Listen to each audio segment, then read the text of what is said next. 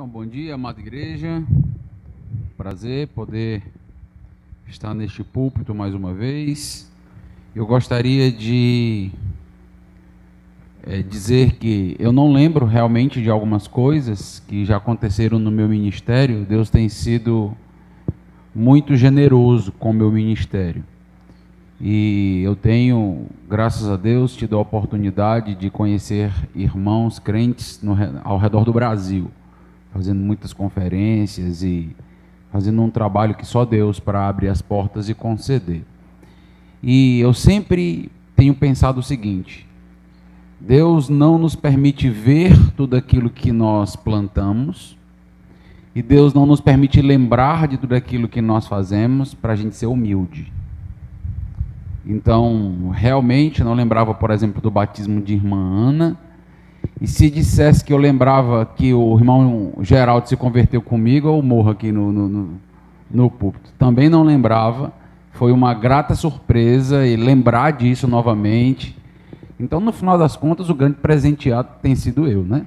De lembrar de tudo isso, dessas lembranças maravilhosas, tempos realmente edificantes para a minha alma. E louvo a Deus por ter sido instrumento, né, na vida de tantos irmãos e ver este irmão continuar na fé e se fortalecer na fé. Então, continue aí orando por nós. De fato, não lembro muitas coisas, mas no céu a gente vai lembrar, que lá a gente pode lembrar, né, porque a gente vai estar com o corpo glorificado, sem a natureza pecaminosa, e a gente lembra em tudo e glorifica a Deus em tudo, né, não traz nada para a gente. Então, Deus está deixando algumas coisas reservadas para a glória. Vamos orar. Logo em seguida vou fazer um panorama bem rápido mesmo do que a gente trabalhou e eu quero entrar na próxima temática.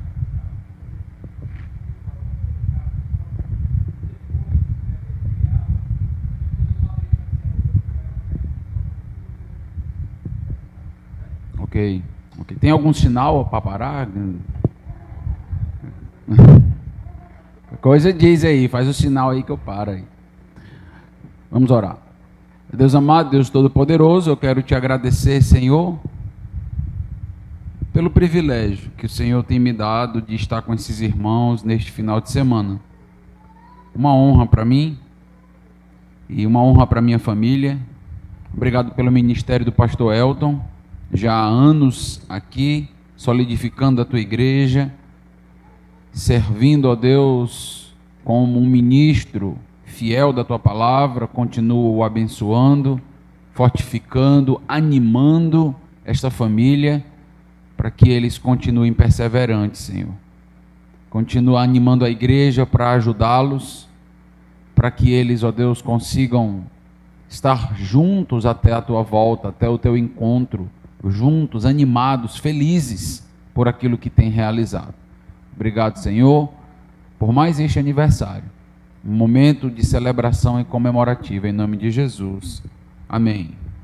Só mais duas coisas antes de começar aqui. Primeira, os irmãos que não vieram, não estão participando das conferências, hoje à noite eu falo sobre disciplina, é o tema da hoje à noite, né?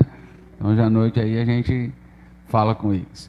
E a segunda coisa é, eu não poderia deixar de dizer que da minha alegria e felicidade em ver o desenvolvimento de Pedro Henrique. Então, eu lembro dele começando no todo o processo, né? Os irmãos que estavam aí, ainda Pedro Henrique muito tímido, começando todo o processo, e a gente tentando fazer com que ele falasse, né? Era uma luta, vocês estão por fora. E Deus trabalhando na vida dele, amadurecendo. Então, Ivanildo veio hoje de manhã? Ivanildo estava lá no processo, né? Marlon estava lá no processo. E depois da saída de Saulo, né, de alguns irmãos, e aí todo o grupo se unindo, irmão Tinto se unindo para fazer o louvor acontecer, e Pedro Henrique despontando ali, sempre com a sua timidez, mas também com a sua perseverança, sempre lá com o violão, sempre lá, sempre lá, sempre lá. E eu louvo a Deus por sua vida, meu irmão. Muito edificante ver você aqui cantando e trazendo para nós a oportunidade de adorar. Muito edificante. Deus abençoe. Vai casar agora, homenzinho. Tô sabendo.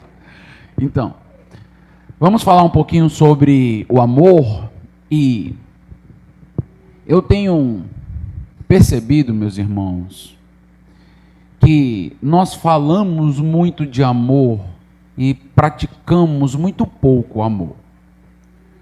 Vivenciamos muito pouco do amor. E o amor bíblico, ele não é um amor sentimentaloide. Ele não é um amor apenas emoção.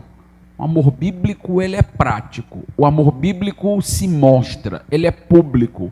O amor bíblico realiza. A base do amor bíblico é Romanos. Se você lembra de Romanos, por exemplo, 5:8, texto muito conhecido, diz: Deus prova o seu amor para conosco pelo fato de ter Cristo morrido por nós, sendo nós ainda pecadores. O amor é sacrificial, é evidente. E o amor de uma igreja precisa ser um amor evidente. E uma das áreas que nós temos a oportunidade de evidenciar o nosso amor é com a nossa responsabilidade com o reino, em fazer a igreja prosperar, em fazer a igreja avançar financeiramente, em fazer com que os projetos da igreja aconteçam, se realizem, fazer com que a obra missionária seja ampliada a partir de nós, fazer com que a igreja possa ter condições de enviar para campos e até mesmo para seminários, como a igreja tem feito, aqueles que tem chamado, e contribuir de uma maneira representativa na vida deles, como é a história dessa igreja em fazer tudo isso. Então eu quero tratar um pouquinho sobre isso, e eu espero que ao tratar, se você está em falta, o Espírito Santo fale ao teu coração. Te incomode mesmo. Te incomode mesmo. Pastor, o senhor está aí para nos incomodar? Estou. Então, que o Espírito Santo te incomode através de mim. E também que o Espírito Santo te traga grande alegria. Você que tem sido, tem evidenciado o teu amor na prática, não tem tido dificuldades nesta área. Então, vamos começar. Está aí projetado, vou falando algumas coisas com os irmãos. Como eu disse, essa é a mensagem híbrida da série, né?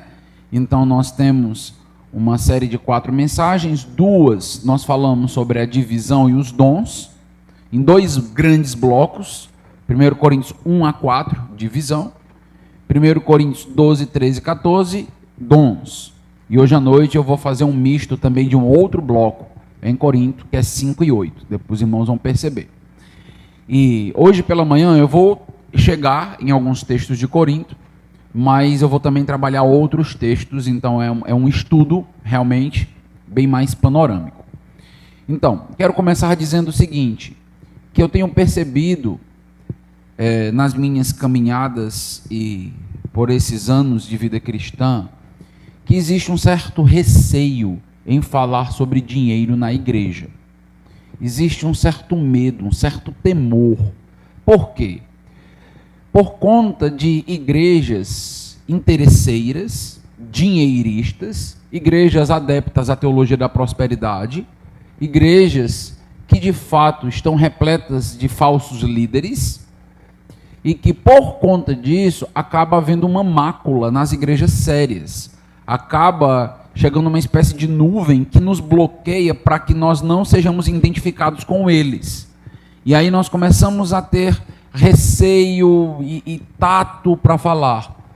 Mas eu quero dizer para os amados irmãos que essa é uma estratégia diabólica, satânica, porque tudo aquilo que está na Bíblia precisa ser ensinado. Tudo aquilo que está nas Escrituras precisa ser dito, e dito abertamente, sem ter vergonha do que a Bíblia ensina. Não se identificando com práticas de igreja A ou de igreja B, mas abertamente dizendo, a minha base é a Bíblia, eu sigo a Bíblia. E se algumas igrejas fazem de maneira equivocada, deturpada, aí eles vão prestar contas diante de Deus, mas nós fazemos da maneira correta. Então não temer a isso. Eu coloco em uma das frases no livro, se o seu pastor não fala sobre dinheiro na igreja, ele é um falso mestre. A gente escuta o contrário, né?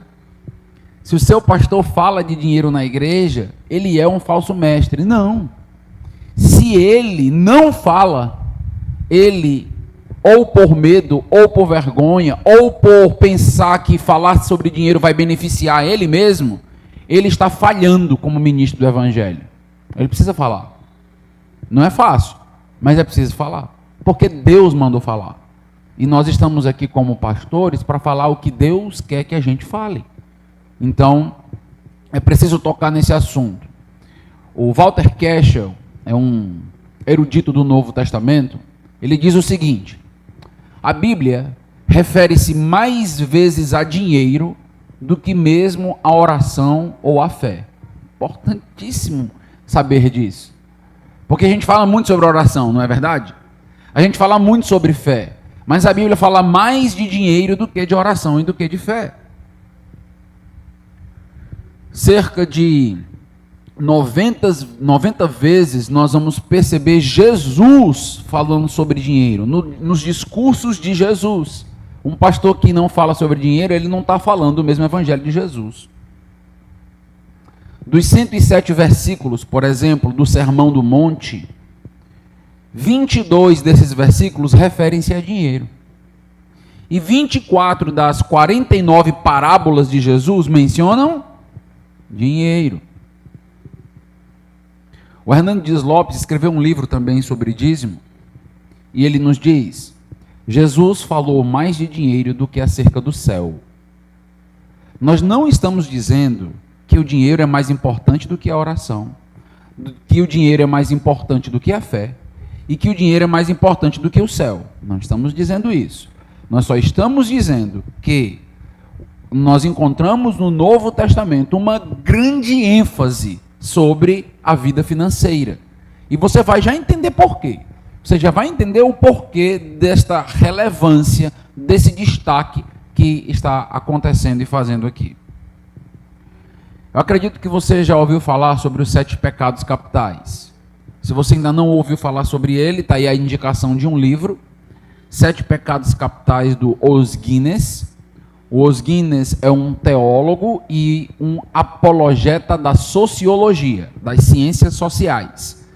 Então, assim, trabalhar com a turma das ciências sociais, se você faz aí serviço social, ciências sociais, então está aqui um apologeta que você precisa conhecer. Então, porque ele vai ter essa pegada da sociologia. E ele vai escrever sobre os 7 pecados capitais. É um dos autores que eu gosto demais e acredito que ele tem muita relevância e importância.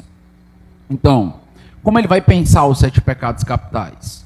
E eu vou falar dos 7 pecados capitais porque dentre eles existe um pecado, que é o pecado da avareza, que está relacionado às finanças, que está relacionado ao amor.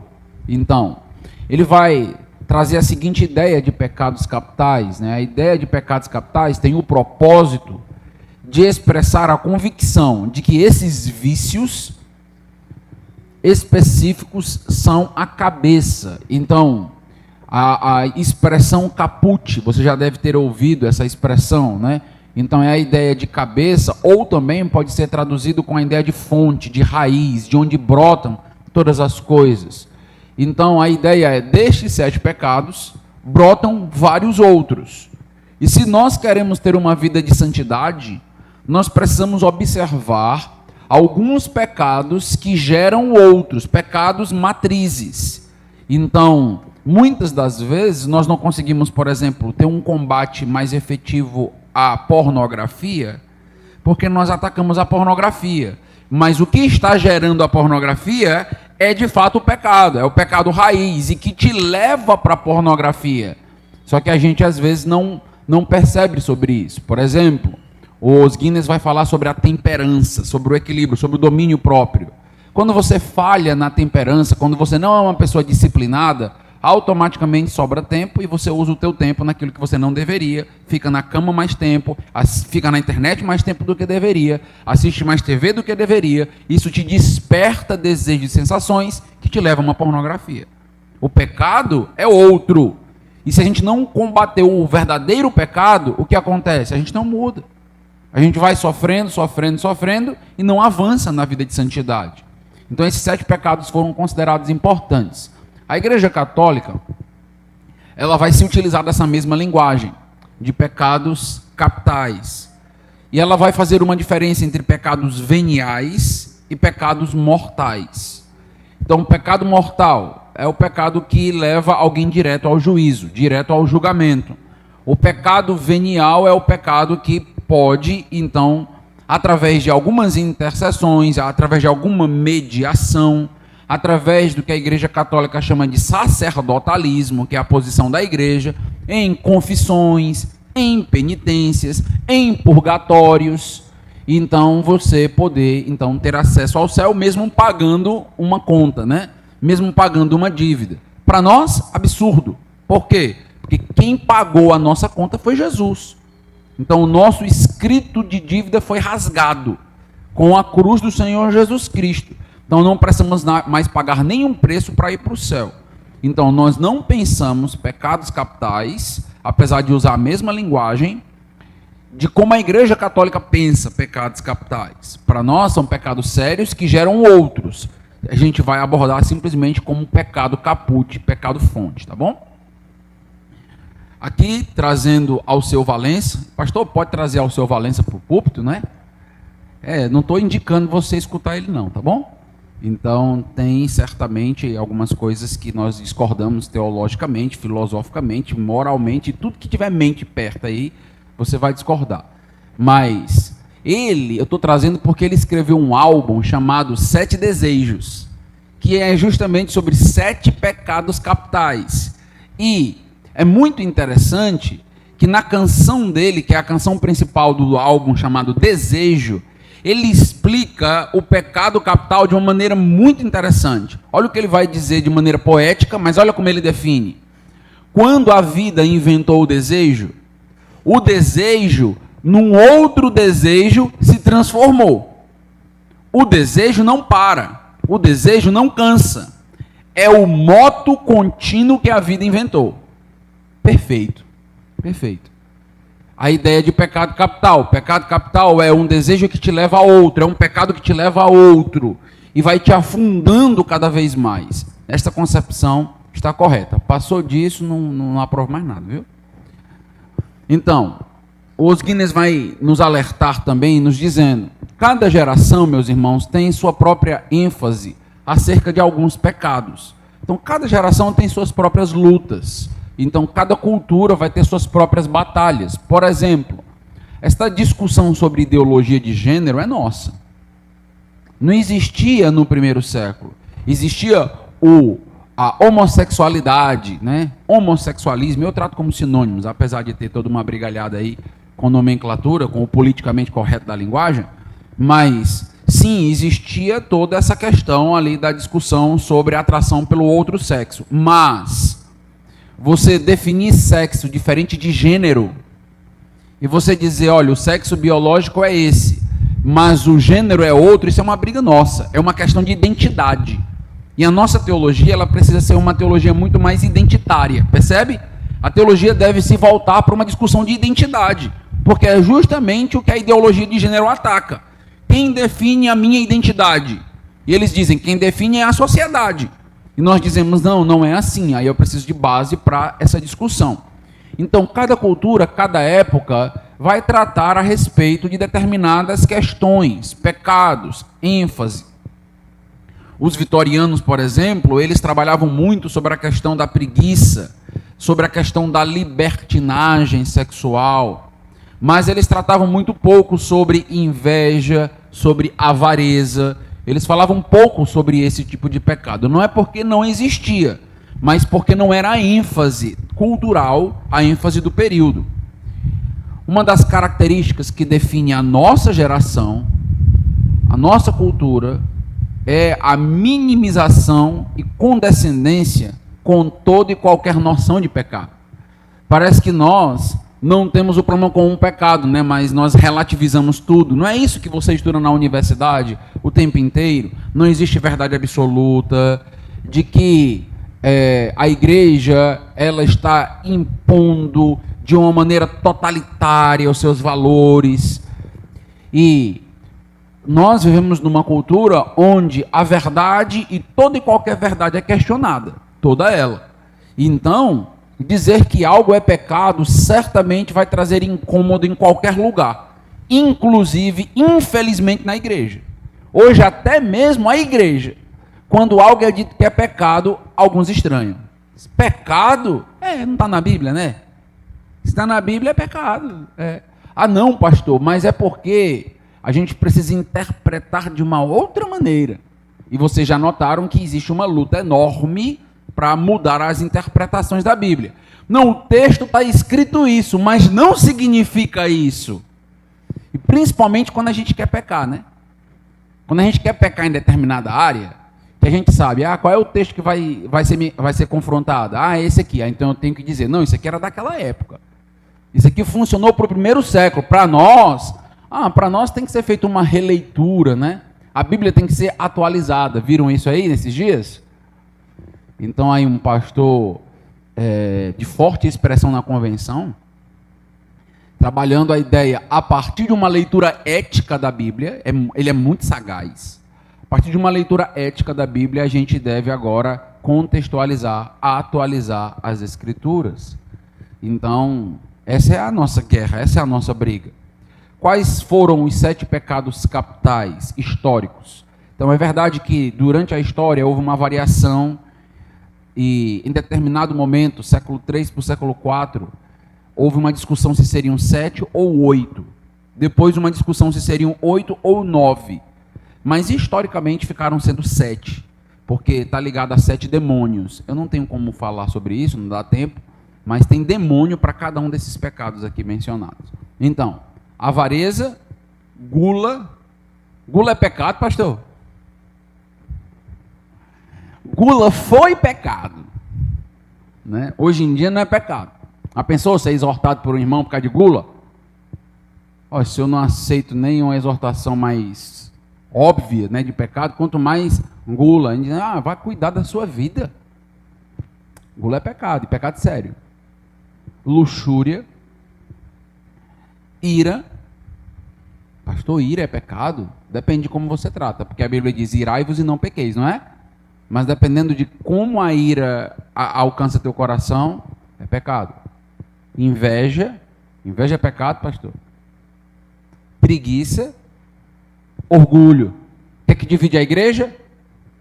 Orgulho. E aí nós notamos aqui que de fato são pecados sérios e que precisam ser tratados. Eu quero focalizar apenas na avareza. O John Stott é um autor bem conhecido, vários livros no Brasil, influenciou muito minha vida, acho que já li quase todos os livros do John Stott. Fiz inclusive curso sobre John Stott. Ele escreveu no livro O Discípulo Radical, na página 68. É impossível proclamar com integridade a salvação de Cristo se ele, evidentemente, não nos salvou da cobiça, ou proclamar seu senhorio se não somos bons mordomos de nossas posses, ou proclamar seu amor se fecharmos nossos corações para os necessitados. Quando os cristãos se importam uns com os outros e com os pobres, Jesus Cristo se torna mais visivelmente atraente. Importantíssimo esse tipo de pensamento. Como nós lidamos com as finanças evidencia o nosso amor para com Deus e para com o próximo, basicamente. O que significa avareza, meus irmãos? Nós temos alguns dicionários importantes e que lidam com esta palavra grega, e basicamente nós teríamos 2 significados, 2 sentidos. O primeiro aponta para a ideia de você ganhar de maneira ilícita. Você quer tanto ter dinheiro que você negocia seus valores. Aí você mente nos seus negócios, tudo para vender. Você engana, você vende algo que não custa aquele valor, ou algo danificado, simplesmente para se beneficiar.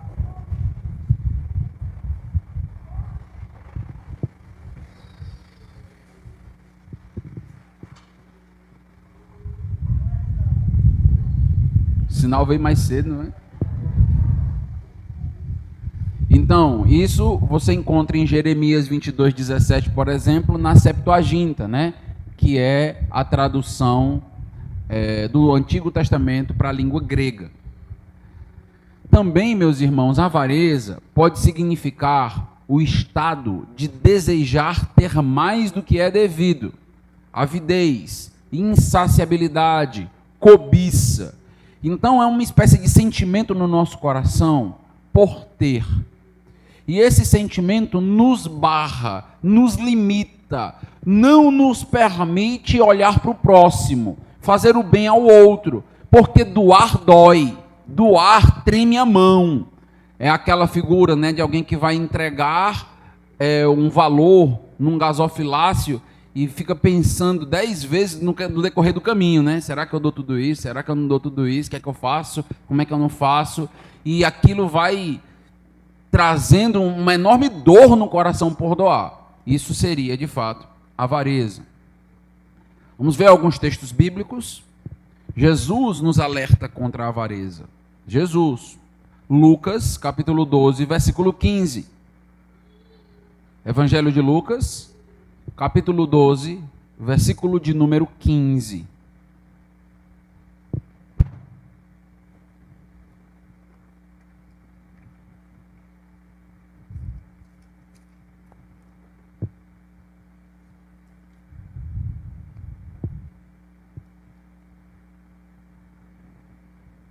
Então lhes recomendou: tende cuidado e guardai-vos de toda e qualquer avareza, porque a vida de um homem não consiste na abundância dos bens que ele possui. Interessante, a vida de um homem não pode ser definida por aquilo que ele adquire materialmente. O que eu tenho não define a minha identidade. Nós sabemos que na cultura que vivemos, o que as pessoas têm fazem com que elas sejam mais importantes ou menos importantes, não é assim? Que elas sejam mais ou melhor recebidas ou que não sejam tão bem recebidas. Isso não pode acontecer dentro da igreja do Senhor Jesus Cristo. Tiago nos alerta sobre isso, lembra? Chega alguém abastado, aí você dá toda a honra para essa pessoa. Chega um pobre e você diz: olha, senta lá no último banco. O que a igreja está fazendo? A igreja está fazendo um julgamento mundano das pessoas. O padrão é mundanizado.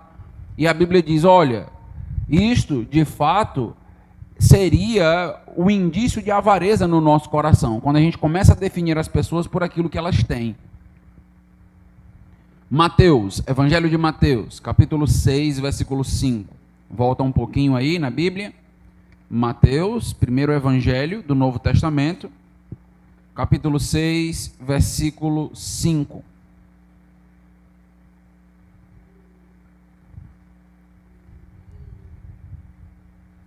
Texto também conhecido, diz: ninguém pode servir a dois senhores, porque ou há de aborrecer-se de um e amar ao outro, ou se devotará a um e desprezará o outro.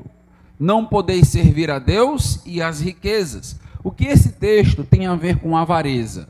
O que esse texto nos ensina a respeito do dinheiro, meus irmãos?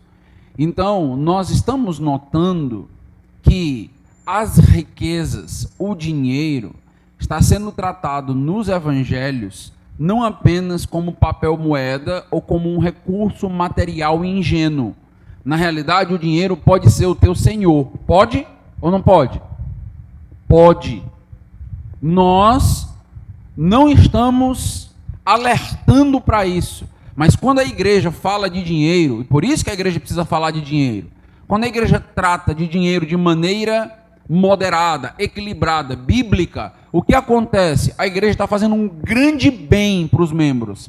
Por quê? Porque a igreja está livrando aqueles homens e mulheres de senhores na sua vida.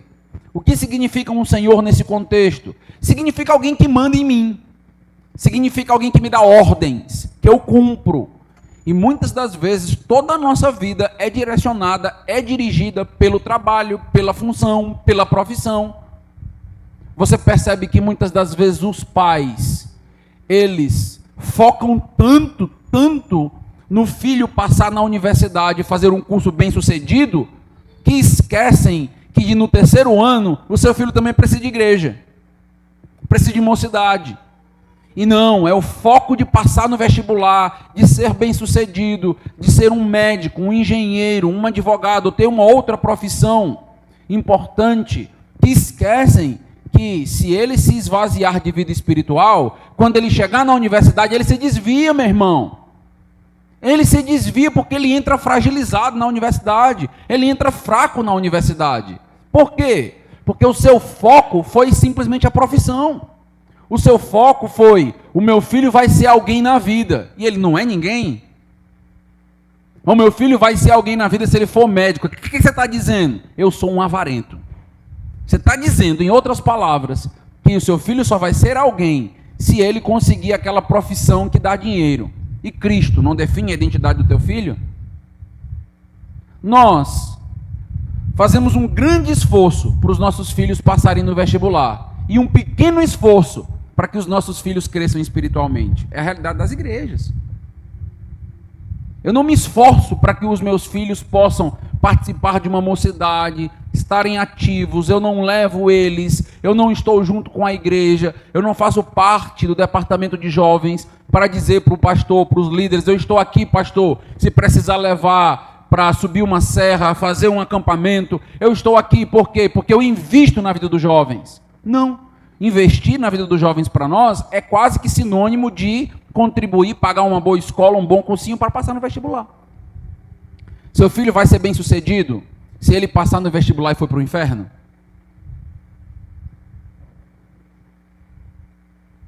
Vai? Não, né? Não vai. O foco não é esse. Então o senhor está dizendo que a gente não deve investir no terceiro ano, na universidade, não deve se preocupar com a profissão? Lógico que não. Lógico que não. Lógico que a gente tem que ter equilíbrio em tudo que a gente faz. Então, o futuro profissional dos seus filhos são importantes? Lógico. Lógico. Mas o que eu estou dizendo é, não sacrifique no altar de Baal a vida espiritual dos seus filhos por causa de dinheiro. E é o que tem acontecido em muitas igrejas. Eu tenho já experimentado disso, visto e comentado com alguns pais, né? No domingo, onde estão seus filhos? Não, meu filho está em casa porque ele precisa estudar para passar no vestibular. Está errado. Está errado. Tem igreja? Tem. Tem casa do Senhor? Tem. Tem programação? Tem. O seu filho precisa se organizar com seus horários para que ele possa ter tempo para Deus. Ou ter tempo para Deus não é importante? É importante? É. Ele tem que se organizar. Ele corte Twitter da vida dele, Netflix da vida dele, Facebook da vida dele, Instagram da vida dele, ele corte tudo menos Deus. Ou não deve ser assim? Quais são as prioridades? Questão de prioridade. Mas o nosso coração às vezes não percebe, porque se o meu filho passar num curso bom e que dá dinheiro, para mim está tudo bem. Dinheiro, meus irmãos, na Bíblia não é uma força neutra. Perceba isso. Biblicamente, o dinheiro é tratado como um senhor e as pessoas servem a esse senhor. As pessoas são dominadas por esse senhor. Um relacionamento errado com o dinheiro quebra o nosso relacionamento único com o verdadeiro Senhor. Nota que o texto diz, nós não podemos adorar dois senhores. Notou isso? Se você adora o dinheiro, você não tem como adorar a Deus. Não tem. Você não tem como servir a Deus. Não tem. Ou você adora um, ou você adora o outro. Por isso que a igreja precisa falar em relação ao dinheiro. Porque senão você nunca se tornará um adorador saudável, verdadeiro. A igreja está falando de dinheiro não para enriquecer o cofre da igreja ou o bolso do pastor, mas para te livrar de um senhor opressivo, que é muito importante. Não existe mordomia cristã quando servimos aos bens e usamos o Senhor. E às vezes usamos o Senhor para adquirir bens. Não é a teologia da prosperidade, não é isso, né? Olha os bens como o grande Senhor, até na maneira que a gente faz igreja. A visão correta, meus irmãos, é usar os bens para a honra e glória do Senhor. Esta é a visão correta. O problema não está em possuir dinheiro. Importante dizer isso. Ele é necessário para as nossas necessidades. O pecado está em fazer do dinheiro o seu próprio Deus. É sutil, mas acontece, mas ocorre. Em outras palavras, nós podemos dizer que o mal não é o dinheiro em si, mas o amor ao dinheiro é a raiz de todos os males. Quantas pessoas você convida para a igreja e que a primeira alegação é: não, mas na tua igreja quer o dinheiro do povo, ou não é isso que é dito o tempo todo? Por que o dinheiro é a primeira coisa que se alega? Porque as pessoas são amantes do dinheiro em relação a Deus. Por quê? Porque elas gastam dinheiro com bebida, com festas, final de semana, engradados e engradados de cerveja na porta, gastam dinheiro com vícios de cigarro, então maços e maços de cigarro, jogando dinheiro no lixo, gastam dinheiro em restaurantes, valores às vezes inclusive bem altos, pagam 10% às vezes para o garçom, né? E tem dificuldade de pagar para Deus, né? Não, 10% para o garçom pode, 10% para Deus é muito. Interessante as percepções que a gente tem, como a gente está equivocado em muitas coisas. Francis Bacon, um filósofo importante, ele escreveu o seguinte, acertou na mosca: se o dinheiro não é seu servo, ele será sempre o seu mestre, ele será sempre o seu senhor. Não se pode dizer do homem cobiçoso que ele possui riquezas, deve-se dizer que elas o possuem. O dinheiro nos possui. Não é que você possui dinheiro no banco, possui dinheiro na carteira, é que o dinheiro te possui. Talvez você esteja pensando assim: mas pastor, eu não tenho dinheiro, esse pecado não é para mim. Meus irmãos, é o sentimento, é o apego, é o amor ao dinheiro. Tem gente que tem muito dinheiro e não é apegada a dinheiro. Conhece gente assim? Tem gente que tem muito dinheiro, meus irmãos, e contribui muito mesmo. Contribui muito com a obra mesmo. Eu conheço diversas pessoas assim, que ficamos admirados com o que acontece. Eu soube recentemente de um irmão, na realidade não é nem um irmão, ele é um incrédulo, mas muito influenciado por crentes na vida dele, que doou 1 milhão para uma igreja em Fortaleza, batista regular. Você doaria? Ah, pastor, se eu tivesse dinheiro eu doaria. Você doa proporcional ao que você tem? Dou não? Então você não doaria nunca. Nunca. Você não doaria. Você podia ter o dinheiro que você tivesse, você sempre acharia 1 milhão muito. E é muito mesmo, não é não? É muito. Na pandemia, né, eu soube de igrejas que estavam sendo sustentadas por pessoas que não eram membros da igreja. Por pessoas que eram visitantes, congregados, e que investiram muito na igreja do Senhor Jesus. Investiram muito. E as igrejas, algumas delas, não passaram por situações mais difíceis, porque Deus usou algumas pessoas nesse sentido. Dinheiro, meus irmãos, está diretamente ligado ao nosso coração, às nossas afeições. Mateus 6, versículos 19 e 20, lembra o que Jesus diz em Mateus 6, 19 e 20? Não acumulem para vocês tesouros na terra, onde a traça e a ferrugem destrói, e onde os ladrões roubam e furtam.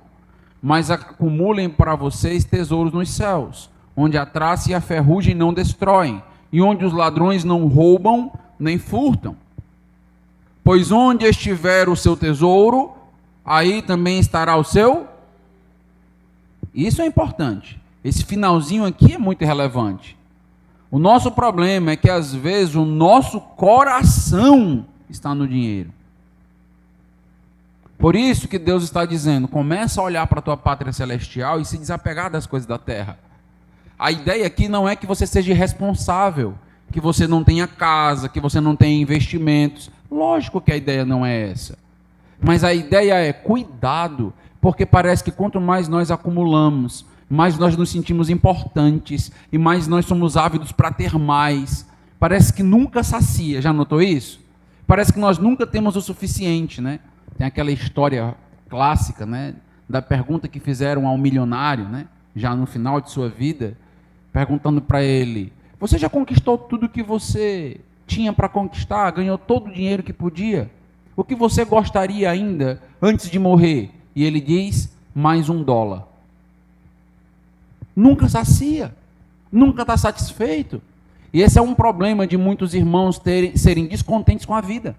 Nunca estão satisfeitos. Deus tem dado, Deus tem abençoado, mas o nosso coração é tão apegado a casa, luxo, riqueza, móvel, que a gente não consegue ter satisfação e plenitude no Senhor. Por quê? Porque o nosso coração está contaminado. Nosso coração. Se você tem, amém. Se você não tem, amém também. Contentamento com um coração infectado é impossível. Mais um texto, Lucas 18, 24. Riqueza é obstáculo para entender, viver e divulgar os valores do reino de Deus. Devia ser o contrário, né? Riqueza faz com que a obra missionária avance. Mas olha o que diz em Lucas 18, 24. Como é difícil aos ricos entrar no reino de Deus. De fato, mais fácil passar um camelo pelo fundo de uma agulha do que um rico entrar no reino de Deus. Os irmãos lembram da história do rico e Lázaro? Miserável na sua porta, mendigando. E o que ele fazia? Nada. Continuava esbanjando, deixando ele morrer. Logicamente que a ideia daquela parábola não é, meus irmãos, que os pobres vão direto para o céu. Lógico que a ideia não é essa. Voto de pobreza, né? Então, sim, se eu for pobre, eu vou para o céu. Se for rico, vai para o inferno. Lógico que a ideia não é essa. Mas a ideia aqui é mostrar que, muitas das vezes, eu fui grandemente abençoado, como a parábola do rico e Lázaro. Grandemente abençoado. Vejo uma pessoa morrendo na minha porta e eu não faço nada. Não faço nada por quê? Porque eu não estou nem aí para o outro. Não tem amor. Né a temática? A sublimidade do amor? Não tem amor no nosso coração. Porque quando nós amamos o dinheiro, automaticamente nós diminuímos o amor que temos pelas pessoas. Não conseguimos investir nelas. Porque investir nelas é dar aquilo que nós amamos. Então nós não queremos dar. Mas se nós amamos as pessoas, nós temos bem mais facilidade de abençoá-las. Por quê? Porque o nosso foco está nelas, está nas pessoas, no reino. Mateus 19, 21. Nota quantos textos. Olha a exigência que Jesus vai fazer para o jovem rico. Lembra do que Jesus vai falar para o jovem rico? Que ele deve deixar todos os seus bens, né? Vender tudo que tem e seguir a Jesus. Se a salvação não é pelas obras, por que Jesus faz então essa exigência ao jovem rico que venda todas as coisas? A resposta, meus irmãos, basicamente é a seguinte: Jesus sabia que a riqueza daquele jovem era um empecilho, era um rival, que buscava a dedicação completa daquele homem. Para Cristo, o dinheiro é um ídolo. Aqui precisamos dar as costas a fim de que não nos convertamos a ele. Entenda isso. Não é por acaso que a expressão que é dada quando é dito que nós não podemos ter dois senhores, Cristo e as riquezas, é a expressão mamon, que tem sido indicada como uma expressão para uma divindade da época. Ou seja, Deus é um senhor, é um demônio dentro do contexto da história da igreja. Mamon era um demônio. O perigo do dinheiro, 1 Timóteo 6:10. O amor do dinheiro é a raiz de tudo que é bom na vida, certo? Não é assim não, que está aí na Bíblia? Como está? O amor ao dinheiro é a raiz de todos os males. Repita isso para você 338 vezes. O amor ao dinheiro é a raiz de todos os males. E alguns nessa cobiça se desviaram e a si mesmo se atormentaram com muitas dores. O que é que o dinheiro pode fazer na minha vida? Ou o amor a ele? Ele pode me desviar da Fé. Eu posso abandonar igreja, abandonar irmãos, abandonar leitura bíblica, vida de oração. Meus irmãos, esse alerta, ele deve estar em luz neon para nós. O amor ao dinheiro nos desvia da fé. Por isso que é importante falar de dinheiro. Não simplesmente porque a igreja está interessada na tua renda, mas porque a igreja está interessada na tua alma. Porque a igreja está preocupada com a tua vida, em que você seja um crente forte, saudável, livre para adorar o Senhor. Muitas dores, muitos tormentos vêm por conta da busca pelo dinheiro, pela riqueza. Mais uma vez, não tem problema em você desejar entrar em todas as portas que Deus abriu. Se Deus está abrindo portas para você que é empresário, comerciante ou uma outra profissão para você ganhar dinheiro, não tem problema de você entrar nisso. Mas o teu coração precisa estar blindado. Entende o que eu estou dizendo? O teu coração precisa estar protegido. Lembra de Provérbios 4:23? De tudo que deve guardar, guarda o teu coração. O problema não está nos nossos negócios, quando eles são negócios corretos. O problema está no nosso coração, meus irmãos. O problema está aí. Tem se preocupado com isso? Tem pensado que o teu dinheiro pode te desviar? Agostinho, ele foi direto ao ponto aqui. Agostinho de Hipona, né, o grande teólogo africano, ele diz: o meu Deus é aquilo que eu amo. Pronto. Se você ama o dinheiro, o seu Deus é o dinheiro. O meu Deus é aquilo que eu amo. É quase que inevitável perguntar: o que você ama, meu irmão? Quem você ama, meu irmão? Pensa nisso. Deixa Deus te confrontar essa manhã. Pensa nisso. O apóstolo Paulo mostra que uma das maneiras de entender a avareza é comparando a avareza com generosidade.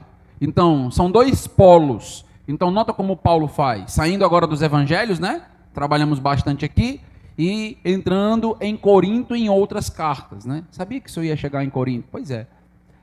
Paulo vai contrastar generosidade com avareza. Então, olha o que Paulo vai dizer em 2 Coríntios 9:5. Portanto, julguei conveniente recomendar aos irmãos que me precedessem entre vós e preparassem de antemão a vossa dádiva já anunciada, para que esteja pronta como expressão de generosidade e não de avareza.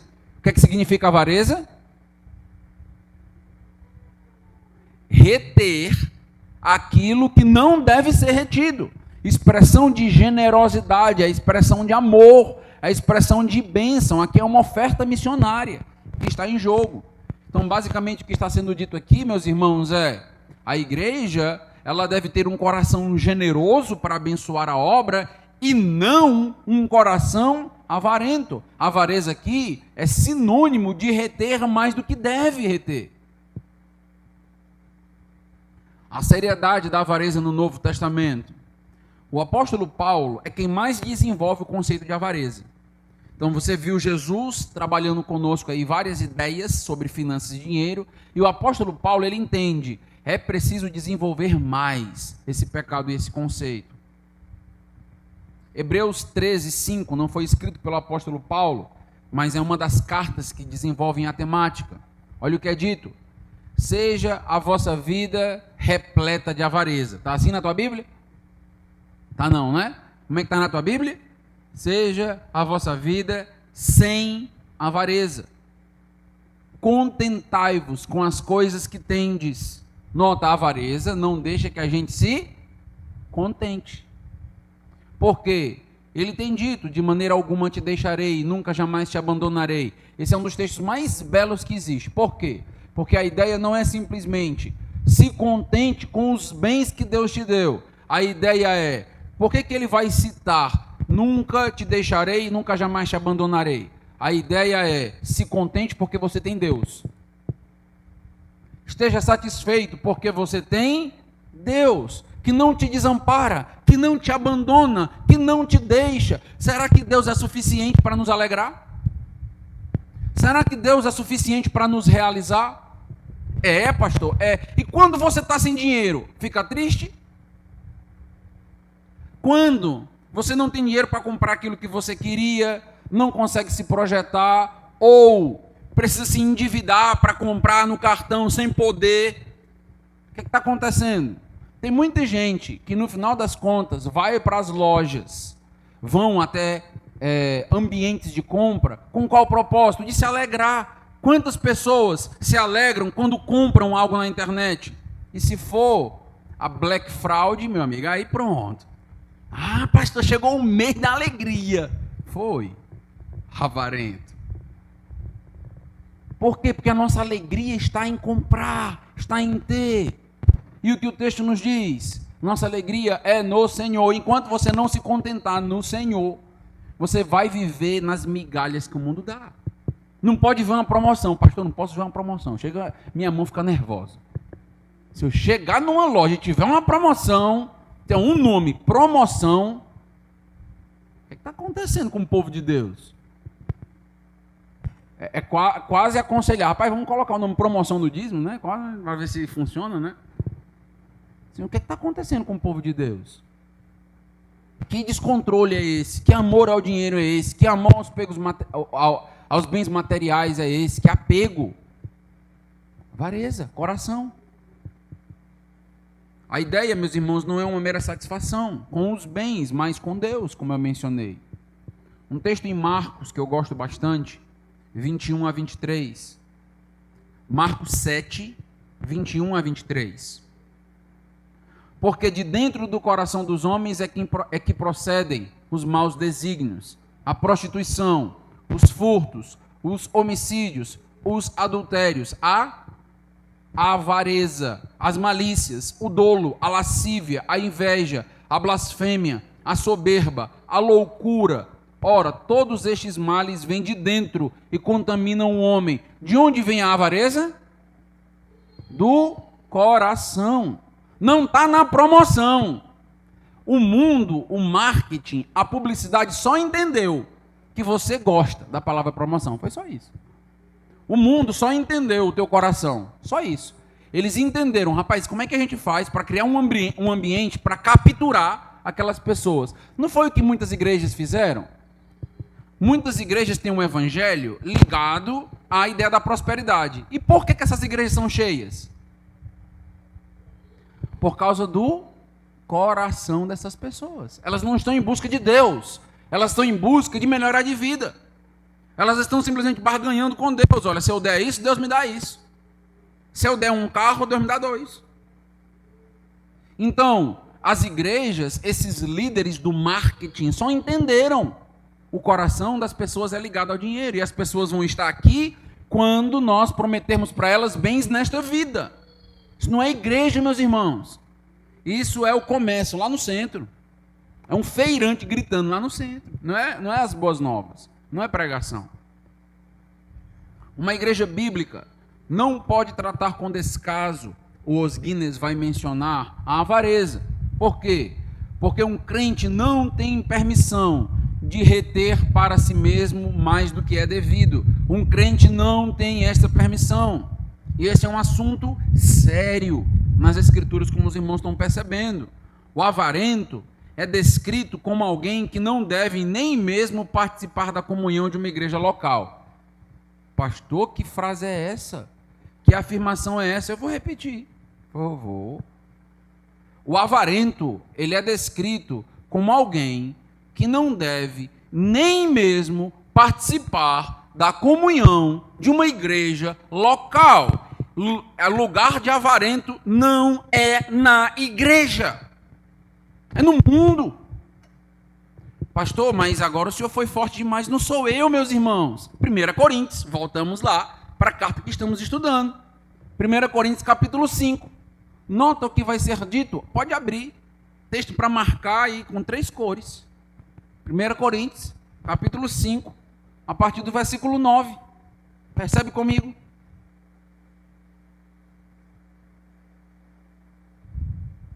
Primeiro Coríntios, capítulo 5, a partir do versículo 9.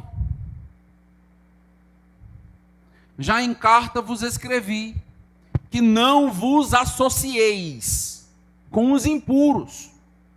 Refiro-me com isto não propriamente aos impuros deste mundo, não aos descrentes, ou aos avarentos, ou roubadores, ou idólatras, pois neste caso tereis de sair do mundo. Então nota os versículos 9 e 10, ele está dizendo, não vos associeis, a ideia aqui não é que vocês não tenham nenhum relacionamento com descrentes, porque senão Deus tinha que tirar vocês do mundo. Então existem, quem são os descrentes? Aí ele faz uma descrição, eles são avarentos, são roubadores, são idólatras, são estes os descrentes. Agora nota o que Paulo diz no versículo 11, mas agora vos escrevo que não vos associeis com alguém que, dizendo-se irmão, está notando?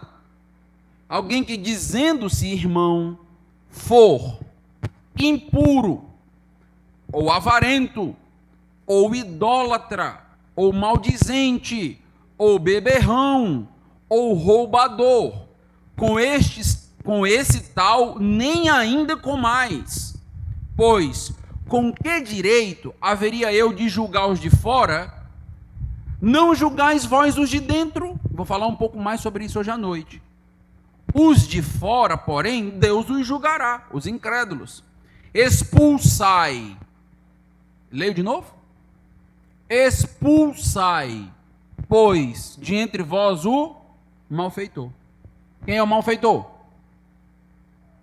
É aquele que está se passando por crente na igreja. É aquele que está na igreja, mas ele quer manter a sua vida de pecado. Ele está na igreja, mas ele quer continuar vivendo como um incrédulo. Então nota que as características que ele disse agora para aquele que se diz irmão, é basicamente as mesmas características do incrédulo. Ele diz, aquele que se dizendo irmão for avarento, o incrédulo é avarento. Aquele que se disser irmão, mas for idólatra, o avarento, o que está na igreja, também é idólatra. Ele diz, meus irmãos, a igreja precisa ser purificada dessas pessoas. Pastor, quer dizer que a gente precisa tratar com essas pessoas, liderança, pastores, diáconos, assembleia, para tratar com essas pessoas que são avarentas? Sim. Sim, é pecado, está aqui. E eu vou mostrar que é mais sério ainda. Vai ficando mais sério o negócio. Pecado. Se você se diz irmão, viva como um crente. Se você não quer viver como um crente, vá para o mundo. Não, pastor, eu sou um crente. Então viva como crente. Busque viver como crente. Se arrependa, escute as exortações, mude, peça ajuda. Diga, olha, eu estou lutando nessa área, preciso de ajuda, preciso de oração, preciso de fortalecimento, porque todos nós pecamos em algumas áreas. E precisamos uns dos outros para crescer. Mas quando eu quero continuar nessa postura de avareza, não faz sentido eu ficar na igreja. Não faz sentido. Meus irmãos, é falta de amor ver a igreja, às vezes, padecendo, precisando, e eu estar lá e não fazer nada. Não faz o menor sentido. Isto é uma característica de um incrédulo. Eu temo, e digo isso com tremor na presença do Senhor, que as igrejas evangélicas, inclusive de muitas igrejas batistas regulares, estejam repletas de descrentes. Repletas. Um monte de descrentes se passando por crente. Porque agora ser crente é moda, né? No primeiro século, ser crente era morrer. Segundo século, né? Se identificava, automaticamente ia ser assassinado no Coliseu. Leões, fogueira. Hoje não. É moda. Ser gospel é moda. Quantos artistas, cantores, e que você tem aí, todo mundo dizendo que é gospel. Meus irmãos, vi nessa semana até uma artista pornô continuando na pornografia dizendo que é gospel. Uma entrevista. Eu sou pornô gospel. Volta, Senhor Jesus, né? A oração, né? Joga um raio, lembra lá? Desce. Mas a gente está vivendo nisso. Está vivendo nisso. A igreja precisa repensar. A igreja precisa repensar. Por que não devemos, ou melhor, não podemos nos associar ou fazer vista grossa com um avarento? Por quê? Porque se ele for um crente, se ele não estiver apenas dizendo que é, Deus quer usar a igreja para que este filho dele entenda urgentemente que não pode continuar preso na ganância, no egoísmo, no individualismo. Lembra que nós fomos salvos para o outro? Lembra que eu trabalhei isso aqui? Nós fomos salvos para abençoar o outro, e Deus quer nos libertar para que isso aconteça, meus irmãos. Dentro de uma comunidade marcada pelo quê? Pelo amor sacrificial a Deus, marcado pelo cuidado uns com os outros. Agora, se tem alguém se dizendo irmão, se comportando como um incrédulo, a igreja também faz bem em pregar, porque alerta, aqui não é local de pessoas que não querem viver para Deus, que não querem evidenciar o sentimento correto. Se ele for realmente descrente, a igreja deve tratar com este para que ele tenha a oportunidade de se arrepender, de cair em si, de mudar de postura, de maneira amorosa, mas de maneira séria. Igreja séria no Senhor Jesus Cristo faz isso. Pastor, vamos perder membros se a gente fizer isso. Está preocupado com quantidade? É? Essa igreja tem 42 anos. Se tivesse preocupada com quantidade, já teria deixado de existir faz tempo. Não podemos nos preocupar com isso. Não podemos nos preocupar simplesmente com números que estão entrando todos os anos na igreja. Amém, que Deus multiplique. Que numa pregação venha 2, 3 mil. Amém.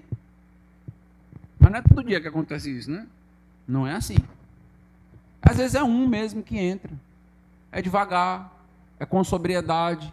E a igreja purificando, cuidando de si, dando bom testemunho. Essa igreja, a Igreja Batista Regular da Fé, tem uma responsabilidade maior do que você como membro pode entender ou talvez entenda. Vocês têm uma responsabilidade de ser sal e luz aqui em Souza. Amém? Mas não só isso. Essa igreja é a primeira igreja da Paraíba. Vocês têm responsabilidades de ser a igreja referente da Paraíba. Responsabilidade. Vocês foram os primeiros a serem abençoados. Ou seja, ouviram mais, aprenderam mais anos de ensinamento. Referência. Eu quero que pese nas tuas costas essa carga. Você que faz parte dessa igreja, você não faz parte de qualquer igreja, não. Você faz parte de uma igreja histórica, importantíssima nessa região da Paraíba, que é tão escassa do evangelho genuíno e verdadeiro. Pesa nas tuas costas o teu testemunho. Nota a instrução de Paulo. Colossenses 3, 5 a 6.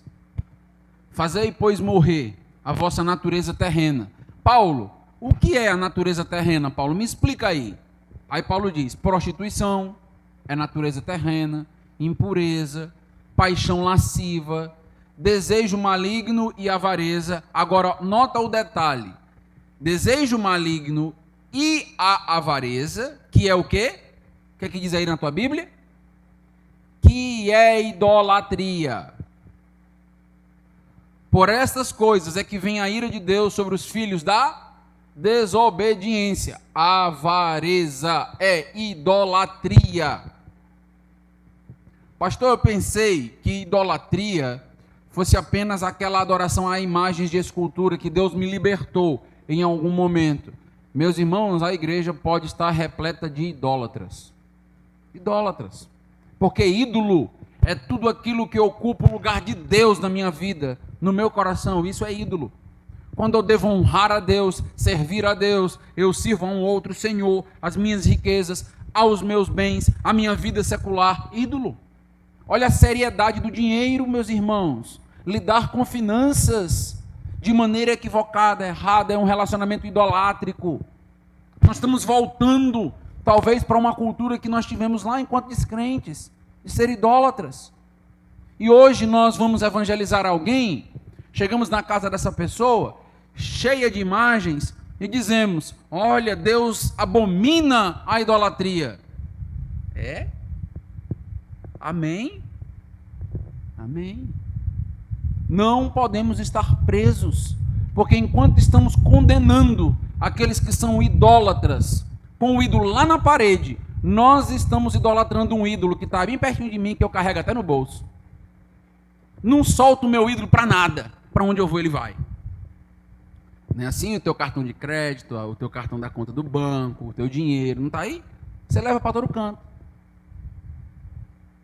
Idolatria, meus irmãos. Devemos pedir para Deus, Senhor, nos liberta de sermos idólatras. Ah, pastor, então eu já estou entendendo. Eu vou me tornar liberto, eu deixarei de ser idólatra quando eu der tudo para a igreja, certo? O Senhor está só aguardando agora no final para dizer, entreguem tudo. Lógico que não, óbvio que não. Você tem uma família, você tem suas responsabilidades, tem suas prioridades. Deus quer que a gente viva daquilo que a gente ganha. Eclesiastes diz, aproveita a vida com aquilo que você recebe, com aquilo que você ganha. O nosso dinheiro deve ser bem administrado. Só isso. Administra bem. Coloca cada coisa no seu devido lugar. Mas cuidado para não setorizar o dinheiro e colocar mais dinheiro onde não deveria. No teu prazer, no teu ego, nos teus bens. Enquanto o povo de Deus perece, a casa de Deus perece. E você está insensível para isso. Cuidado. Seja um bom mordomo, porque nós prestaremos contas com Deus. Avareza é idolatria, porque diz respeito a amar a outro senhor, que é o caso do amor ao dinheiro. Servir a outro senhor, no caso, as riquezas. Em outras palavras, é colocar alguém no lugar que pertence somente a Deus. Nós já vimos a ideia de servir a dois senhores em relação aí à mordomia. Mateus 6,24, já mencionei também para os irmãos, a ideia de riquezas ali ser traduzida como um falso Deus, Mamon, dentro daquela cultura. Tem um quadro, não sei se está sendo colocado aqui, é um quadro dos 7 pecados, com os 7 demônios, com 7 atributos. Um quadrozinho, um resumo que eu tirei do livro do Os Guinness. Então ele diz, por exemplo, soberba. Soberba está atrelado a Lúcifer, que os atributos cetro, espelho, leão, isso dentro da história da igreja. Inveja, a Beuzebu, e os atributos corvo e cavalo. Por quê? Porque esses atributos aqui, eles apareceram em muitos quadros. Então os quadros que eram pintados a respeito da inveja, sempre aparece um corvo, sempre aparece um cavalo. Ira, ligada a Leviatã, e aí você sempre vai ter o punhal, maçã, leopardo. Assídia, Astarote, ao asno. Avareza, ligada a Mamon. E nos quadros sempre tem uma bolsa de dinheiro e um lobo. Gula, Berió, está ligado sempre a quadros com comida, bebida. E é interessante os quadros de gula, porque a pessoa come e fica magra. Interessante. Parece que ela nunca sacia a alma com a comida. Os quadros são bem interessantes. Luxúria, ligada a Asmodeus, que é ligado também à ideia do pássaro e do bode. Então, quando você avança um pouquinho, à luz das Escrituras, o avarento precisa ser confrontado, porque ele não está evidenciando ser um crente. O relacionamento de alguém com o dinheiro mostra-nos a sua identidade. Então, 2 textos para a gente caminhar para o encerramento. 1 Coríntios 6:10. Olha o que Paulo vai dizer, olha a seriedade. Nem ladrões, 1 Coríntios 6:10. Nem ladrões, nem avarentos, nem bêbados, nem maldizentes, nem roubadores, como é que encerra? Herdarão o reino de Deus.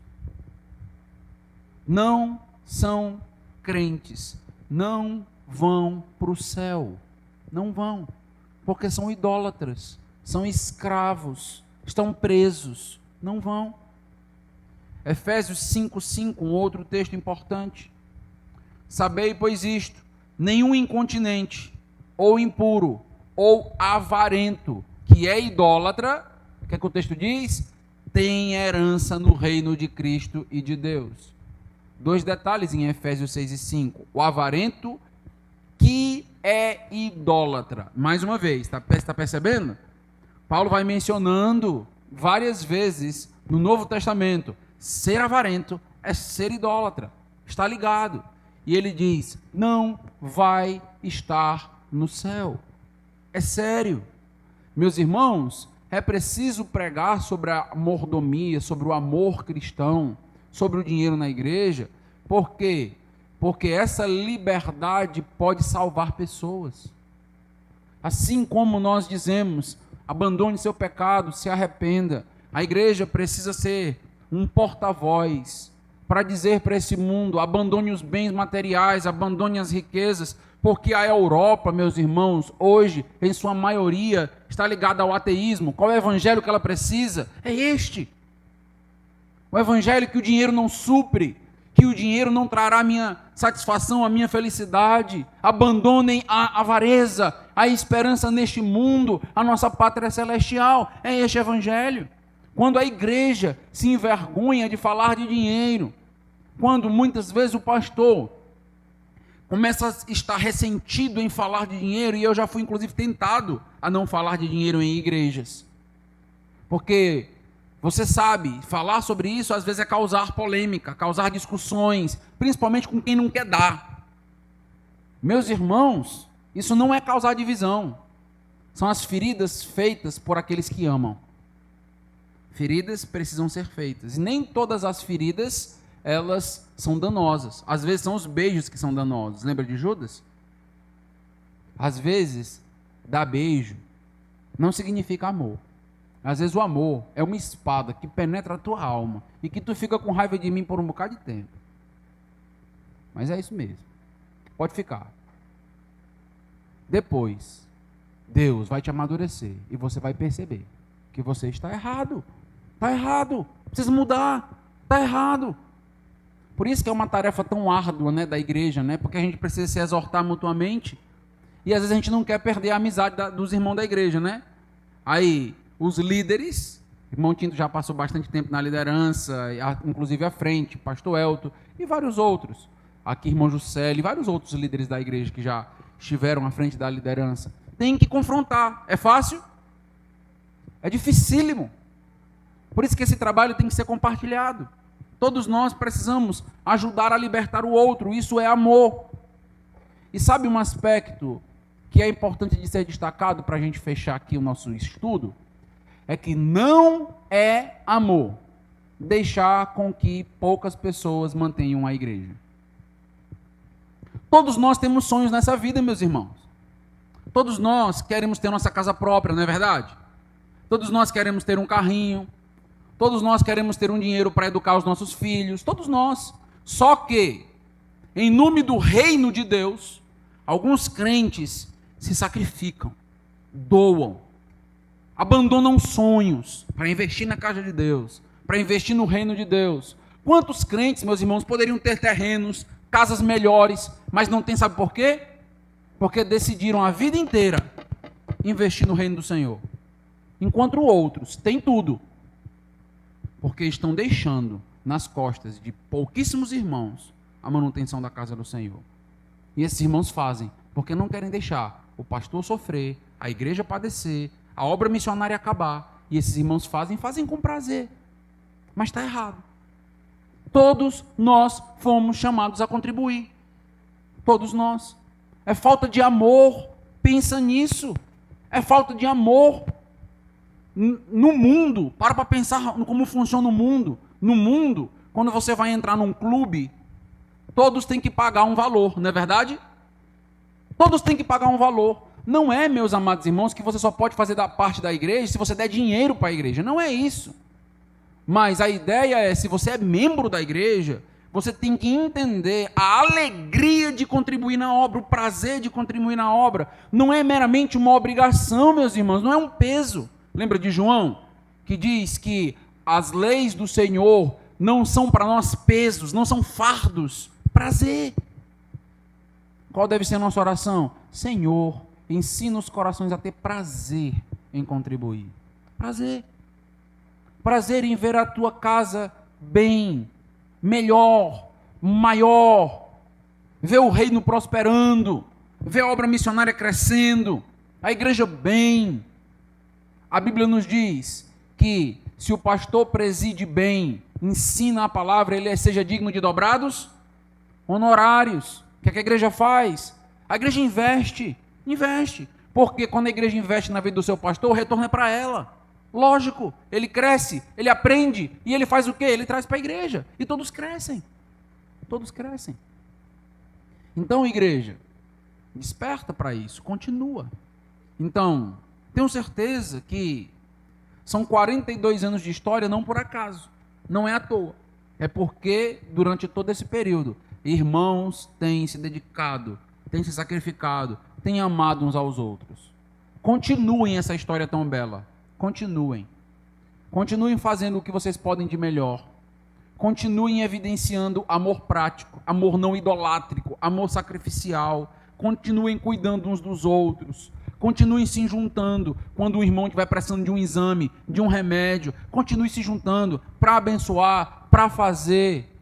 Não vale a pena você ter um monte de terreno, um monte de dinheiro no banco, enquanto seu irmão não tem dinheiro para fazer um exame. Não vale a pena. Não vale a pena. Continuem juntos, fazendo a obra. Família que se ama, família de Deus, família que se cuida através dos dons e se cuida, meus irmãos, através dos bens materiais. Que Deus continue crescendo. Tenho orado por essa igreja, fui muito abençoado por essa igreja, inclusive financeiramente, e tenho certeza que os irmãos continuam lutando e militando pela causa do Senhor. Que Deus os abençoe. Vamos orar. Deus amado, Deus Todo-Poderoso, peço ao Senhor que esta palavra penetre os corações que precisam. E todos nós precisamos. São exortações vindas da Tua palavra, da Escritura.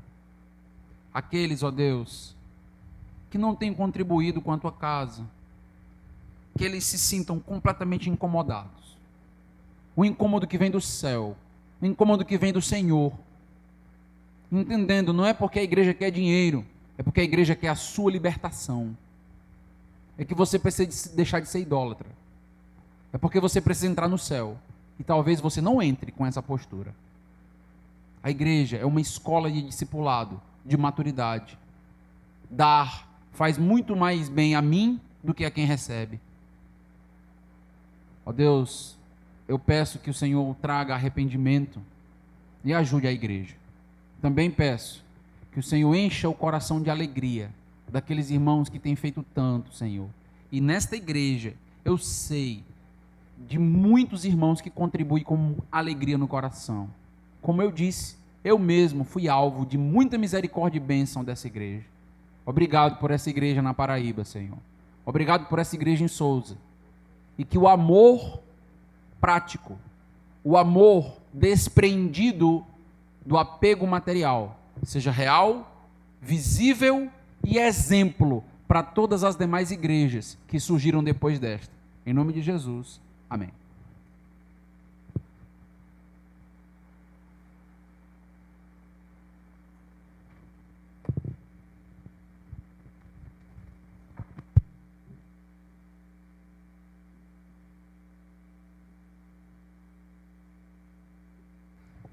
Amém? Se alguém tiver alguma pergunta, oportunidade de EBD, dá para ter uma interação, pode levantar a sua mão. Eu peço que ajude aqui, Júnior, por favor.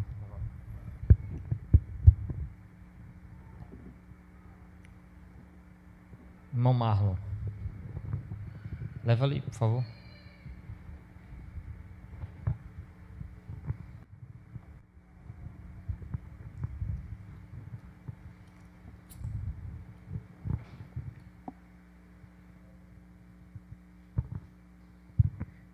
Como a gente aprendeu essa manhã, é algo que é danoso à nossa vida, né? A questão de não dizimar, de não ofertar ao Senhor. E como seria de fato a tratativa com esse irmão que está nessa falha, nessa dependência, essa falta de dependência ao nosso Deus. Oi. Ok? Eu diria o seguinte: qual é a instrução bíblica para tratamento, né? A gente vai, inclusive, falar um pouquinho mais disso hoje à noite, né? E a gente vai revisar e recapitular algumas coisas. Mas, se tem um irmão que está falhando nisso, ele não está falhando contra a igreja no sentido abstrato, né? Porque a gente fala às vezes, né? O irmão está pecando contra a igreja. Quem é a igreja? O prédio que tem um ar-condicionado, é assim? Quem é a igreja? É você. O irmão que não está contribuindo, ele não está amando você. Ele está deixando você fazer sozinho. Ele está colocando um peso nas suas costas. O que é que a Bíblia diz? Se o irmão pecar contra ti, o que é que você deve fazer? Vai entre ti e ele, só confronta ele. Confronta ele. Agora, nem sempre nós sabemos, porque a gente também não quer ficar interferindo na vida do outro, em detalhes da vida do outro. Mas, se por acaso a igreja está passando por um momento difícil, é direito dos membros, meus irmãos, é direito dos membros saber. Direito. Quem é que é membro na igreja e não está contribuindo? É direito dos membros. Eu vou querer tratar com eles. Já aconteceu isso em igrejas, de membros chegarem e dizer, eu quero o nome dos membros porque eu quero confrontar cada um. Eu quero confrontar. É uma situação delicada, né? Situação difícil, mas é direito do membro. Ele está trazendo dano sobre mim. Ele está fazendo mal para mim. Ele está fazendo mal para a minha igreja. Eu contribuo há anos e ele está aqui sem ter essa responsabilidade. E o irmão não está fazendo isso com sangue no olho, não, com raiva. Ele está fazendo isso por amor. Ele vai numa confrontação amorosa. Então ele não vai como o dono do mundo, o dono da razão. Ele vai e simplesmente diz, e ele não precisa saber quanto cada um contribui, quer saber se contribui. Contribui não. Chega, meu irmão, está acontecendo alguma coisa? Por quê? Não, porque o irmão contribui com a igreja? Como é que está financeiramente o seu compromisso com a nossa igreja? Conversa. Se o irmão for honesto, ele vai dizer, eu tenho falhado. Vamos orar juntos, meu irmão. Vamos orar. Preciso de você. A igreja precisa de você. Vamos estar juntos. O que está acontecendo? Por que você não está contribuindo? E às vezes é porque falta organização financeira, né? Então alguém ajuda. Depois vou te ajudar. O que está acontecendo? Vamos sentar, vamos organizar, fazer um orçamento, vamos organizar. Às vezes é porque é pecado mesmo, é rebeldia. Aí o irmão não te escutou, ficou com raiva de ti. Vai lá, eleva 2 ou 3, confronta de novo. O irmão não escutou, leva para a igreja. Leva para a igreja trata. O irmão está com uma dificuldade enorme, e isso é para ele mesmo. Meus irmãos, o bem é para o indivíduo. O bem não é simplesmente para a igreja. Os dois são beneficiados, o corpo e o membro. Só que o membro está doente. Então é preciso tratar de alguma maneira. Agora, eu respeito, porque dentro desta área tem tratativas das mais diversas. Eu estou falando como eu penso, certo? Então, mas existem pensamentos entre líderes de outras maneiras. Mas o que eu penso? Eu penso que essa pessoa precisa de ajuda, ela está precisando de ajuda. Isso não significa necessariamente excluir ela, entendem? Não, pronto, então se está falhando financeiramente, ela vai ser excluída. Não, a exclusão na disciplina é a última coisa que acontece. Ninguém vai para a disciplina com a proposta de mandar a pessoa embora. Toda disciplina é feita com o propósito de restaurar as pessoas. O propósito é sempre edificar, restaurar, abençoar. O propósito sempre é esse. Então eu diria que precisa ser tratado como pecado. Precisa ser tratado mesmo e com toda a prudência que pode ser feita, sem estar expondo a vida das pessoas de uma maneira irresponsável. Mas se a gente sabe que aquilo está acontecendo, é preciso tomar alguma providência, por amor ao irmão, por amor a ele, porque ele está se perdendo. E daqui a pouco, o que é que a Bíblia diz? O amor ao dinheiro faz com que ele dê fim da fé. Daqui a pouco ele abandona a igreja, ele sai da igreja. Aí a gente diz assim, saiu da igreja porque quis, saiu da igreja porque ninguém tratou. Saiu da igreja porque o irmão estava em pecado e ninguém fez nada. E ele estava se autodestruindo sem que ninguém o ajudasse. Então é preciso tratar. Eu acredito que a igreja precisa tratar. Devagarinho, com responsabilidade, sem ser radical e dizer, pronto, se não dá um mês vai embora, você não é bem-vindo aqui. Lógico que não é isso. Lógico que não é isso. Sempre tratando com muito amor, com muita paciência, com muito cuidado, seguindo os passos de Mateus, lentamente, dando tempo para a pessoa refletir, pensar, mudar, discipulando. Mas se depois de tudo isso ser feito, a pessoa continua da mesma maneira, ela está evidenciando que é descrente. Não faz sentido, gentil e publicano. A minha percepção é essa. Alguém tinha levantado a mão ali? Era o Marlon e sim, Igor. A irmã Aparecida já está ali, deixa a Aparecida primeiro. Bom dia. É mais uma exortação, pastor Carlos, em relação aqui o dízimo. Malaquias 3, 8, 9 e 10. Né? Onde diz assim, roubará o homem a Deus? Todavia vós me roubais. E dizeis, em que te roubamos? Nos dízimos e nas ofertas. Com maldição sois amaldiçoados, porque a mim me roubais, vós, nação toda. Trazei todos os dízimos à casa do tesouro, para que haja mantimento na minha casa, e provai-me nisto, diz o Senhor dos Exércitos, se eu não vos abrir a janela do céu e não derramar sobre vós bênção sem medida. Então, é mais uma exortação. O Senhor acabou de falar em avareza. Então, se eu não devolvo a Deus, porque é devolver, porque eu não tenho nada. O meu dízimo e a minha oferta, eu estou sendo o quê? Uma ladrona. A Bíblia está dizendo aqui, roubará a Deus. Então, no momento, irmãos, que você e eu não devolvemos a Deus o que é de Deus, somos ladrões. E como o pastor disse, no reino do céu não há lugar. Então, é isso que eu quero falar. Obrigada.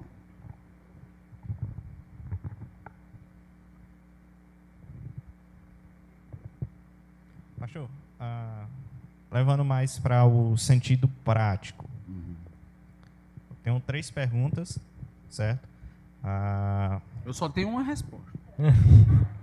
Não, mas são perguntas simples. Se, por exemplo, de alguma forma, durante um mês, ou com uma certa frequência, meus gastos superarem o que eu ganho, eu estou livre para não dizimar nesse mês? Eu estou livre para não contribuir?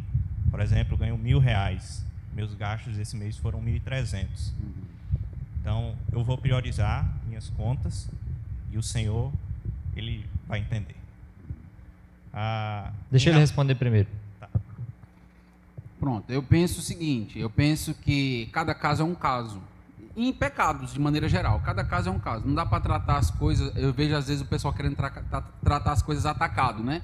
Aquela ideia assim, pastor tratou um caso assim, tem que tratar todo assim. Não, meus irmãos, cada um é cada um, cada coisa é cada coisa, tem detalhes num caso que não tem no outro. Então, cuidado antes de dizer que um pastor está passando a mão na cabeça de um, porque tratou de um jeito e está tratando o outro de outro, porque cada caso é um caso, cada vida é uma vida. Tem detalhes em casos que você não sabe, que você não conhece. Então, eu diria, depende do caso. Então, em que sentido? Eu diria, talvez, se for, por exemplo, por um problema de saúde, coisa desse tipo, o que eu aconselho normalmente? Eu aconselho o irmão, dê o seu dízimo, tenha fé, e a igreja vai lhe abençoar, a igreja vai lhe ajudar, a igreja vai chegar junto, a igreja é uma família, a igreja não vai deixar o irmão passar fome. Relaxe, confie na sua igreja, meu irmão. Ou você está no meio de um monte de inimigo? Não, é uma igreja do Senhor. Pois dê o seu dízimo e diga para a igreja, estou precisando. Agora, é muito complicado, você nunca contribui e está precisando. Não é complicado isso, né? Então, assim, não, faça a sua parte com a igreja e diga, igreja, estou precisando. Agora, está precisando por quê? Porque é o irresponsável?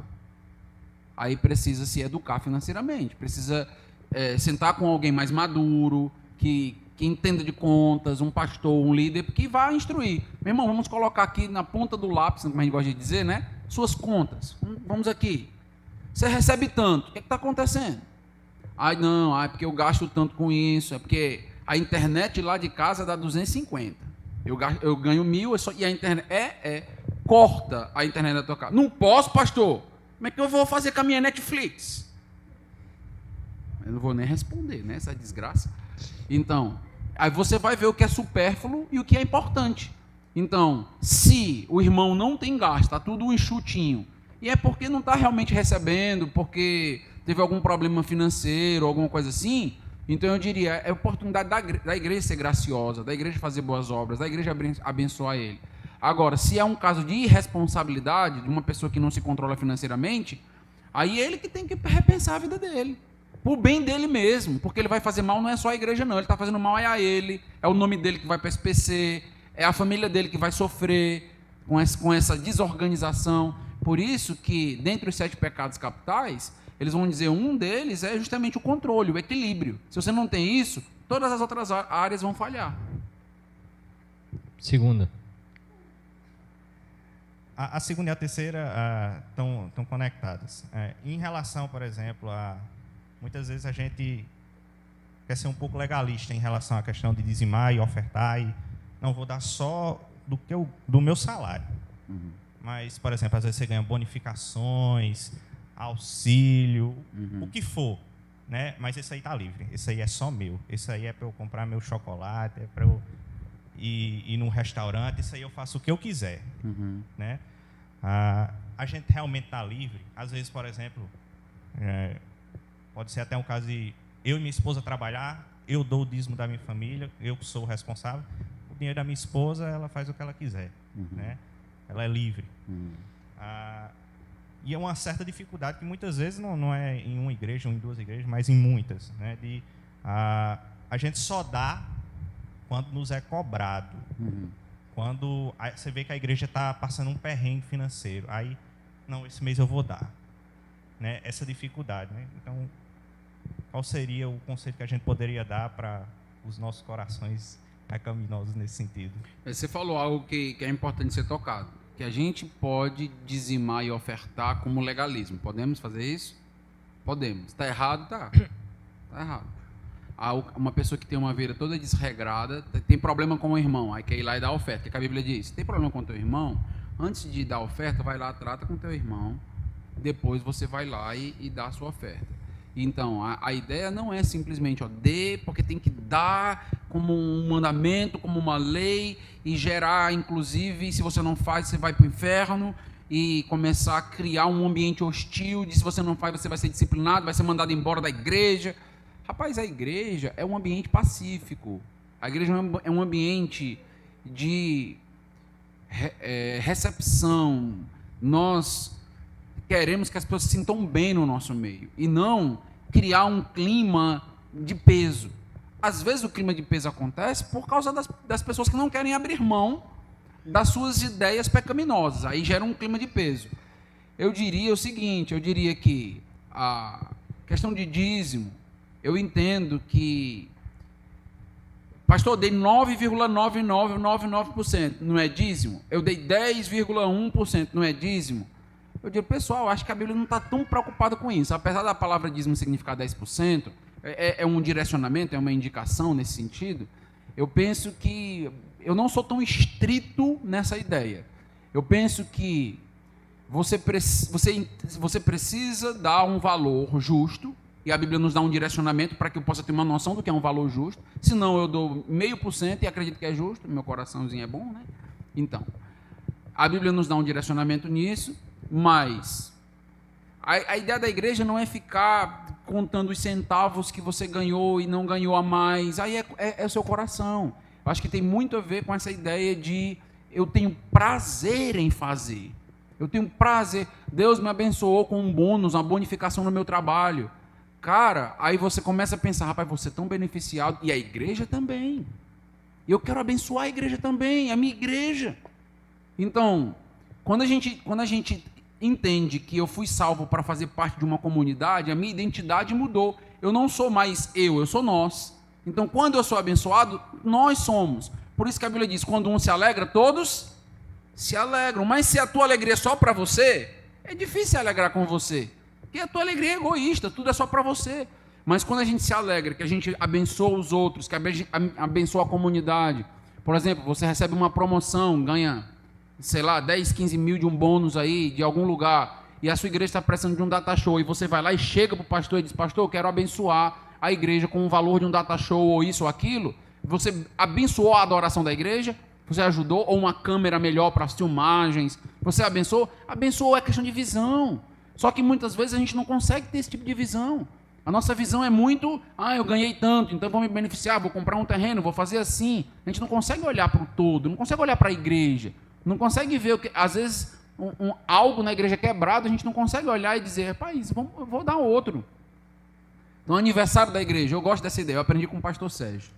Deixa rapidamente só abrir isso aqui e dizer, perdemos, né, um grande servo do Senhor esse ano, né, pastor Sérgio Gleison, na igreja dos bancários, né, que a igreja conhece muito bem, já pregou aqui, e que foi uma tristeza enorme bancários no meu não, coração. Na igreja do Bessa. Bancários não, desculpa, muito obrigado, pastor, do Bessa, muito obrigado. Matei até os pastores bancários. Do Bessa.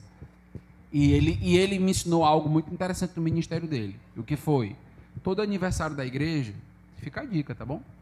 Todo aniversário da igreja, ele incentivava os irmãos a darem presente para a igreja. Na igreja não está aniversariando? Então, o que é que está precisando? Aí eles faziam uma relação, chegava para o pastor, o que é que a igreja está precisando, pastor?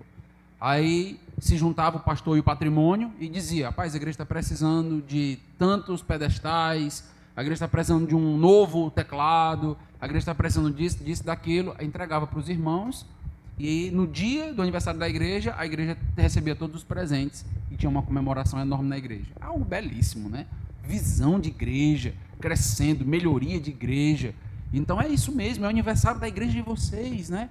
Então, como é bom a gente poder melhorar a nossa igreja, melhora o som, melhora o áudio, melhora a filmagem, traz mais conforto, às vezes, para o pregador e coisas desse tipo. Meus irmãos, todos nós ganhamos. Então eu diria, é coração, é coração. Não adianta. Se o coração for ruim, meu amigo, é complicado. É coração. Se você vai dar mais ou menos. Se você não dá nem o dízimo, como é que você vai dar mais? Não dá nem o dízimo normal. Aí recebia mais. Não dá, não. Uma última, se tiver. É minha, a última é minha. Pastor, uma pergunta um pouco mais, não também prática, mas teológica. Nós temos visto no Brasil, especialmente nos últimos anos, última década aí, um grupo de pastores, inclusive conservadores, se levantar e bater muito em cima da ideia do dízimo, né? Da contribuição, né? E o seu livro trata muito bem, os irmãos leiam aí, se não leram ainda, dessa questão de no Novo Testamento você não tem ordens como tem em Malaquias, que a irmã leu e tudo mais, e esses homens teólogos vão bater em cima dessas questões e desconstruir a ideia. No seu livro, na página 22, o senhor diz que o propósito desta obra é tentar mostrar que o problema principal não está na prática e nem na falta de base bíblica para os dízimos, e sim no coração pecador do homem. E a minha pergunta seria o seguinte: uma das questões tratadas dentro dessa polêmica é lei e graça. E quando a gente vai para a Escritura, a graça eleva tudo. Jesus, por exemplo, vai dizer que adultério não é só ter relação sexual, é olhar e cobiçar. Vai dizer que matar não é só tirar a vida, é ter ira assassina no coração. Então a graça eleva tudo, o padrão é mais alto, porque o nível de recebimento de graça é uma graça que é super abundante. Aí a questão é, quando se procura no Novo Testamento a desconstruir contribuição, como dando isenção, ou deixar a nível de um coração pecaminoso, ao mesmo tempo isso não é um desconsiderar da graça que eleva o coração a ser mais rendido ao Senhor e não o contrário? Boa pergunta. Tem muitas maneiras de responder. Eu acho que essa conclusão que o pastor chegou, eu diria que eu concordo, dessa questão da elevação dos padrões. Eu diria que eu concordo, principalmente a preocupação agora muito interna, né? Muito com o coração, não só com o aparente, mas com o coração. Eu diria que quem trabalha aquela questão assim, eu preciso de um versículo bíblico óbvio, claro, para dízimo, também tem alguns problemas, por exemplo, para dizer qual é o texto bíblico que eu uso para o irmão não fumar maconha. Tem? Tem não, né? E como é que você vai fazer? Você vai trabalhar princípios, né? Aí você entra agora numa maneira de trabalhar bem mais subjetiva. Então, é interessante que ordem do culto, vamos pegar na nossa liturgia, cânticos, fazer nesse formato, fazer nesses horários, tudo isso a Bíblia diz que deve ser feito assim. Por que a gente faz assim? Tem igrejas até que se dividem por causa disso, né? De horário, de tradição, né? Instrumentos e coisas assim, né? Esse, aquele. A Bíblia fala. Como é que a gente faz? A gente tem que fazer uma leitura agora maior, a partir de princípios. E por que quando essas coisas ninguém me pede um versículo bíblico direto, hein? Porque assim, eu quero tratar sobre isso, me mostra o versículo. Não, então o Novo Testamento não trata. Então se não trata, eu posso fazer do jeito que eu quiser. Posso não ter, posso ter. Mas não é assim. Normalmente se traz padrões bem claros, bem óbvios. É assim por quê? Porque o homem é templo do Espírito Santo. Opa, peraí, mas se você vai para o contexto do templo do Espírito Santo, ali é sexualidade, ali não é fumar maconha. O contexto de 1 Coríntios 6, 19, é sexualidade. 1 Coríntios 5, 6 e 7, vai trabalhar isso hoje à noite, é sexualidade. Aí eu mas eu posso aplicar isso a outras coisas. Pode, né? Então, normalmente eu digo, pessoal, a nossa visão, a nossa leitura é mais ampla. Eu não posso ter uma leitura tão engessada assim. Pronto, tem um versículo na manga para cada coisa. Não é assim que funciona. É uma construção inteira, é um todo inteiro das coisas. Então, quando você vai, por exemplo, para 1 Coríntios 11, trabalhando em Coríntios, fala sobre o véu, o uso do véu. A gente faz isso hoje? Não faz por quê? Se a Bíblia diz. Então tem coisa que a Bíblia diz que eu não faço, tem coisa que a Bíblia não diz e eu faço. Sim. Pois é, porque tem que parar, estudar, perceber que é cultural, que não é cultural. E quando está ligado à lei, que é essa discussão de lei e graça, a minha percepção, basicamente, é a seguinte: